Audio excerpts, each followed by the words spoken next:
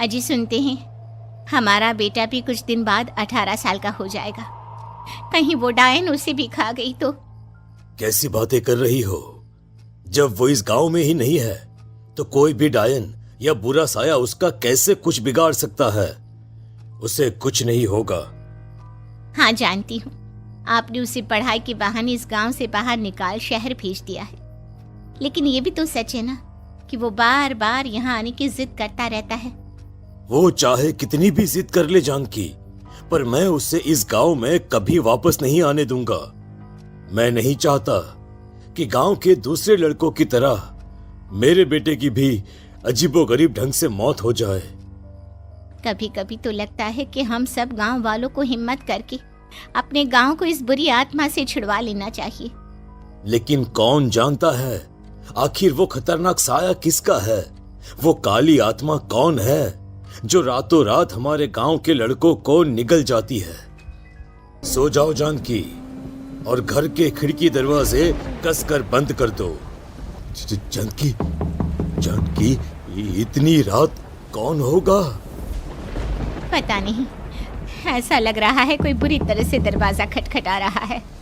अरे हाँ, पर किसी की आवाज भी तो नहीं आ रही। क्या करूं? दरवाजा खोल लूं या नहीं? कहीं ऐसा ना हो कि किसी को हमारी मदद की जरूरत हो।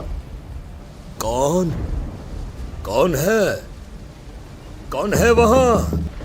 दरवाजा खोलो, दरवाजा खोलो, वरना आज की रात इस गांव में कोई जिंदा नहीं बचेगा। मैं जानती हूँ तुम्हारा बेटा 18 साल का होने वाला है। अगर उसकी जान की जरा भी परवाह है तो दरवाजा खोल दो। कहीं वो डायन हमारे घर तक तो नहीं पहुंच गई? अब हम क्या करेंगे? मुझे दरवाजा खोलना ही होगा जानकी। मेरे पास अब कोई रास्ता नहीं है। इतना कहकर सुमेर डर। ये क्या मजाक है? और तू यहाँ, तुझे मना किया था ना गांव में आने को, समझ में नहीं आता क्या? 18 साल का होने वाला है तू।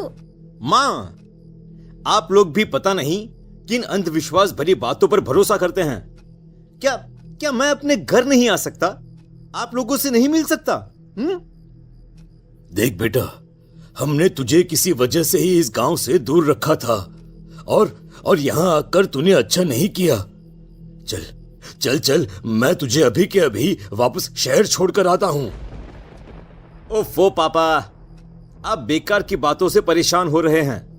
बाहर इतना तेज अंधड़ तूफान चल रहा है, कहीं जाने की जरूरत नहीं है। मैं बस आप लोगों से मिलने आया हूं, कुछ दिन रहकर चला जाऊंगा। दिमाग खराब हो गया है इस लड़के का, नहीं जानता कि इस गांव में ये सुरक्षित नहीं है। किसने कहा था तुझे यहाँ आने को? ये आवाजें सुन, बाहर से जो आवाजें आ रही है तुझे सुनाई नहीं देती क्या? अरे माँ, जब जोर से तूफान चलता है, तेज हवाएं चलती हैं, तो इसी तरह की आवाजें आती हैं। ये बहुत नॉर्मल है माँ। नॉर्मल होगी तेरे लिए बेटा। 4 दिन शहर में पढ़कर आया है तो अपने माँ बाप की बात नहीं मान सकता? माँ, मुझे अभी बहुत जोरों से भूख लगी है, पहले कुछ खिला दो, और रात भी बहुत हो गई है। हम इस बारे में कल बात करते हैं, ठीक है? अरे माँ, पापा, आप अभी तक यहीं बैठे हैं? क्या पूरी रात सोए नहीं? जिनकी जवान बेटी की जान को खतरा हो, उन माँ बाप को नींद नहीं आती बेटा। अब तो वापस शहर चला जा। देखो माँ, मैं किसी जरूरी काम से इस गांव में आया हूं, और वो काम पूरा होने के बाद मैं खुद यहां से चला जाऊंगा।